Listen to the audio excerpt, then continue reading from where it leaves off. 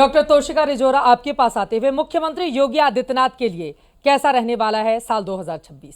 देखिए, 2026 के बारे में बात करें तो अपने आप में ही, जैसे आपने बताया कि न्यूमरोलॉजी से टोटल करते हैं तो सूर्य का साल है, लेकिन विक्रम संवत के हिसाब से ये साल जो है आपके बृहस्पति देव राजा हैं और जो मंत्री हैं वो आपके मंगल देव हैं।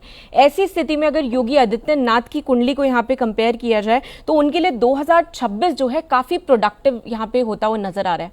2026 में वो ऐसे लीनियंट डिसीजन लेते हुए नजर आ रहे हैं। वैसे भी हम उनको जानते ही हैं कि वो काफ़ी बोल्ड डिसीजन लेने में सक्षम रहते हैं हर समय पर, और वो निडरता से अपना जो पक्ष है, अपना बयान है या अपनी चीजें हैं उसको इंप्लीमेंट करते हैं।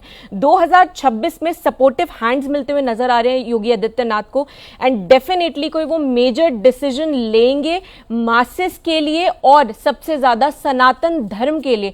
कोई ऐसे रूल्स रेगुलेशंस लेकर आएंगे जिससे कि चीजें, मिनॉरिटीज की अगर बात करें तो मेजॉरिटी के लिए काफी अच्छा ये रहने वाला है।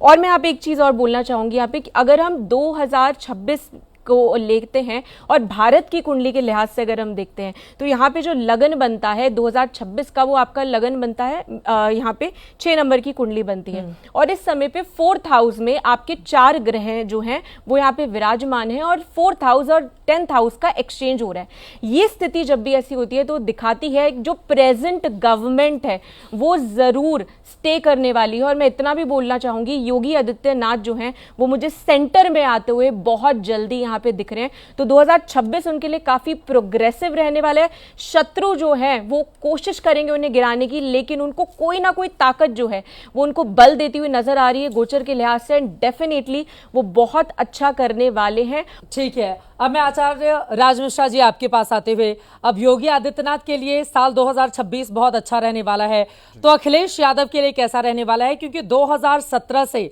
लगातार यूपी की सत्ता जाती रही। हालांकि 2024 में कमाल का प्रदर्शन अखिलेश यादव की पार्टी ने किया लोकसभा के चुनाव में। 2026 अखिलेश यादव के लिए कैसा रहने वाला है? श्री रामचरितमानस में एक चौपाई आती है, राम विमुख संपत्ति प्रभुताई, जाए रही पाई बिन पाई। जब भी, और अखिलेश यादव जी के लिए चौपाई बहुत महत्वपूर्ण मुझे लगता है, क्योंकि अगर देखा जाए अखिलेश जी का जन्म हुआ है कन्या लग्न के अंतर्गत, और जन्म की जो राशि है कुंडली के अंतर्गत वो भी मिथुन राशि है। कन्या लग्न और मिथुन राशि के अंतर्गत जन्म है। प्रेजेंट टाइम में शुक्र की महादशा चल रही है, और यह ध्यान देना होगा कि शुक्र की ही महादशा योगी जी की भी चल रही है। सिर्फ डिफरेंस जो है, और डिफरेंस भी बहुत ज्यादा नहीं, शुक्र योगी जी का 11th हाउस में मंगल के साथ है, जबकि अखिलेश यादव का 11th हाउस में बुध के साथ है। रीजन क्या है? बृहस्पति के नीचस्थ होने के कारण, और नवमेश और दशमेश जो भाग्य और कर्म के दोनों स्वामी हैं बुध और शुक्र, वो दोनों 11th हाउस के अंतर्गत बैठे हैं। पंचम भाव में बुध बैठ करके उनको दृष्टि दे रहे हैं, पंचम भाव में बृहस्पति बैठकर उनको दृष्टि दे रहे हैं, और बृहस्पति नीचस्थ हैं, जो बार बार इस चीज को दर्शा रहे हैं कि यदि बने रहना है, यदि दोबारा सत्ता में आना है, दोबारा कामयाबी प्राप्त करनी है, तो फिर संतों के प्रति श्रद्धा सम्मान रखना शुरू कर दीजिए। जिस धर्म के अंतर्गत आपका जन्म हुआ है उसका सम्मान शुरू कर दीजिए। अगर उसका सम्मान नहीं होगा तो रीजन है क्योंकि आपका पंचमेश जो ब्रेन का कारक शनि है वो कुंडली के अंतर्गत अस्त है, और जो दशा स्वामी चल रहे हैं वो ऑलरेडी बैठे ही शनि के नक्षत्र, पुख्य नक्षत्र के अंतर्गत हैं, तो दोबारा सत्ता प्राप्त नहीं हो सकती है। दोबारा वो चीजें आना बहुत मुश्किल होगा जो आपने पहले जो सौभाग्य आपको प्राप्त हुआ। मैं 2026 के अंतर्गत अगर देखूं, शुक्र की अच्छी दशा है, बट शुक्र क्योंकि ऐसे नक्षत्र के अंतर्गत हैं, उस नक्षत्र स्वामी जिसका अस्त है, तो ऐसी परिस्थिति के अंतर्गत अगर वो धर्म का शरण लेते हैं, राम की शरण लेते हैं, तो फिर उनके लिए पब्लिक का सपोर्ट निश्चित रूप से होगा। लेकिन मैं अभी उनको सत्ता में जिस पोजीशन को प्राप्त करना चाहते हैं उससे मैं दूर रहते हुए देख पा रहा हूं। 2024 के अंतर्गत निश्चित रूप से लोकसभा इलेक्शन के अंतर्गत कुछ ऐसी परिस्थितियां रही जो उनको अच्छा रिजल्ट मिला, बट बृहस्पति नीचस्थ होने के कारण अयोध्या भी जीत गए, मैं उसी पर आ रहा था, वो मिला। लेकिन बृहस्पति के नीचस्थ होने के कारण चित्रा जी जो अहंकार था उसको कंट्रोल नहीं कर पाए, और उन्होंने राम जी के लिए, मतलब अयोध्या हमारी है या अयोध्या के राजा हम हैं, या इस प्रकार का बृहस्पति नीचस्थ के कारण बयान दिया, और ये बयान उनको दोबारा नीचे डुबोने के लिए तैयार होगा। इसलिए मुझे लगता है कि 2027 उनके लिए बहुत दूर होगा। 2027 अभी दूर है, तो आपने कहा कि धर्म की ओर नजदीक जाए, तो जिस धर्म में तो बेहतर रिजल्ट होगा। और अभी हाल ही में हम देख भी पा रहे हैं कि अपने गृह क्षेत्र में वो बड़े बड़े मंदिर भी बनवा रहे हैं और उसको लेकर बड़ी सारी फोटो भी आती हैं। 30 सेकंड और ले लीजिए जल्दी मैं से। इसलिए कहना चाहूंगा, बृहस्पति नीचस मतलब संत का और धर्म का अपमान स्वीकार नहीं करता है। ठीक है, यहां पर उनको संतों के प्रति, धर्म के प्रति और अपने धर्म के प्रति अगर श्रद्धा लाएंगे तो ही बृहस्पति सपोर्ट करेगा और तो ही सफलता मिलेगी। अन्यथा बुद्धि को धीरे धीरे वो कंट्रोल करके और आपको गलत बयानबाजी के लिए तैयार करता है, जिससे अपने आप को स्वयं आप नष्ट कर लेते हैं। ये बड़ा महत्वपूर्ण है। मैं आ जाती हूं एक और विरोधी दल के नेता प्रियंका गांधी वाड्रा। उनके फैमिली से खबर आई कि परिवार में जल्द ही शहनाई बजेगी। उनके बेटे को लेकर ये गुड न्यूज आई है। वान्या आर्या जी, आपके पास आते हुए, प्रियंका गांधी के लिए साल 2026 कैसा रहने वाला है? प्रियंका गांधी के लिए अगर हम बात करते हैं 2026 की, तो इनकी जो है सूर्य की महादशा चल रही है और सूर्य की महादशा के अंदर राहु की अंतर्दशा चल रही है। 30 मार्च तक इनकी राहु की अंतर्दशा चलेगी। अष्टमेश का इनका राहु है। अभी जो है इनके लिए टाइम अभी भी थोड़ा सा स्ट्रगलिंग टाइम है। पर्सनल ईयर 5 इनका जरूर आ रहा है, तो यहाँ पर कुछ ऐसा होगा कि जल्दबाजी में ये कुछ ना कुछ डिसीजन जरूर लेंगे।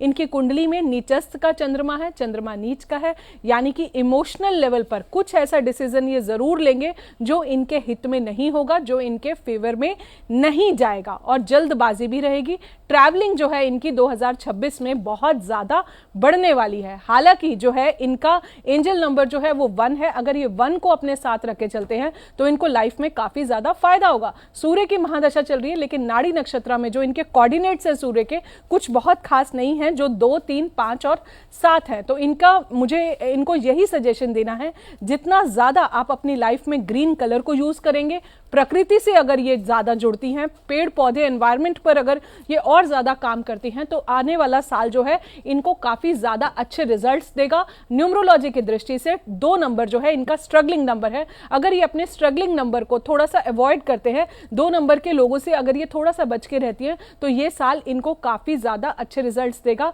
साल का सेकेंड हाफ जो है, जब इनकी राहु की अंतर्दशा जो है खत्म हो जाएगी और गुरु की जो है अंतर्दशा इनके लिए जब शुरू होगी, तो ये साल इनको काफी अच्छे पॉजिटिव रिजल्ट्स देगा। लेकिन फर्स्ट हाफ जो है इनका अभी भी थोड़ा सा स्ट्रगलिंग ही दिखता है। बड़ा महत्वपूर्ण है। आपने कहा कि प्रकृति के ज्यादा नजदीक रहें। जिस वायनाड संसदीय क्षेत्र से आते हैं, वो चारों तरफ प्रकृति ने वहां पर बहुत आशीर्वाद अपना बनाकर रखा है। तो अगर प्रियंका गांधी वाड्रा अपने संसदीय क्षेत्र में ज्यादा समय देंगे तो ये भी उनके लिए फायदेमंद हो सकता है। साथ में बात को जोड़ना चाहता हूं, जो मुझे प्रियंका जी की कुंडली का निर्णय जो मैंने देखा है, अपनी पार्टी में इस वर्ष उनका कद बढ़ेगा और दक्षिण भारत में केरला की तरफ की कमांड पूरी प्रियंका जी के हाथ में आएगी। ऐसा लग रहा है आपको? ठीक है, अब कुंडली देखना जिस होगा प्रकार मैंने देखा कि जो दावे आप कर रहे हैं उसके दावे का कितना दम दिखता है। पूजा भाटिया जी, अब सीधे आपके पास आते हुए, नितिन नवीन 45 साल की उम्र में भारतीय जनता पार्टी के युवा कार्यकारी अध्यक्ष बन जाते हैं। उनको लेकर बड़ी चर्चा होती है। एक ऐसा नेता, कार्यकर्ता, विधायक जिसको बहुत लोग नहीं जानते थे, लेकिन अब राष्ट्रीय पटल पर चारों तरफ वो छा चुके हैं। 2026 नितिन नवीन के लिए कैसा रहने वाला है? देखिए, नितिन नवीन 45 साल की उम्र में यंगेस्ट आप कहेंगे कि नेशनल वर्किंग प्रेसिडेंट बने हैं बीजेपी के।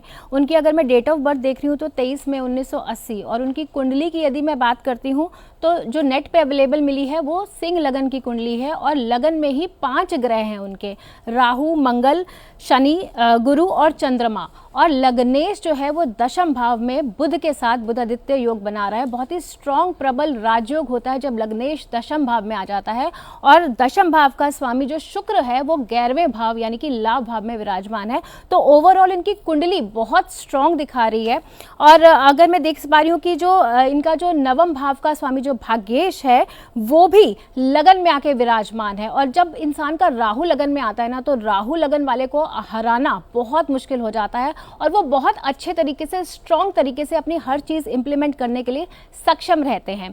अगर मैं न्यूमरोलॉजिकली भी देख रही हूँ तो इनका पर्सनल नंबर जो है, अगर मैं 23 ले रही हूँ तो टोटल करते हैं तो 5 पे आता है, और डेस्टिनी नंबर इनका 1 पे आ रहा है। पर्सनल ईयर में देख रही हूँ 2 पे आ रहा है। तो ओवरऑल ग्रह नक्षत्र और इवन न्यूमरोलॉजी वाइज भी इनकी सारी पोजीशनिंग बहुत स्ट्रांगली प्लेस नजर आ रही है। बहुत अच्छा ये करते हुए नजर आ रहे हैं। और आप देखिए जिस तरह से शनि का भी गोचर है, हालांकि इनकी ढैया जरूर चलेगी शनि की, जिसकी वजह से हो सकता है शुरुआत में इनको थोड़ी सी मुश्किलें आए, लेकिन गुरुदेव बृहस्पति का गोचर इनके 11वें भाव में में इनको बहुत अच्छी स्ट्रेंथ दे रहा है।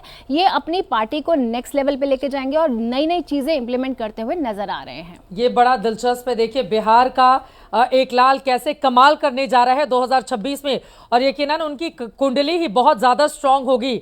तभी जिसको कोई नहीं जानता था राष्ट्रीय पटल पर, इतनी ज्यादा पॉपुलैरिटी जिस नेता की नहीं थी, अचानक से एक दिन ऐलान होता है और देखते ही देखते पूरे देश भर में वो छा जाते हैं, क्योंकि दुनिया की सबसे बड़ी पार्टी होने का दावा करती है बीजेपी, और उसके कार्यकारी अध्यक्ष युवा चेहरा बनाए गए नितिन नबीन।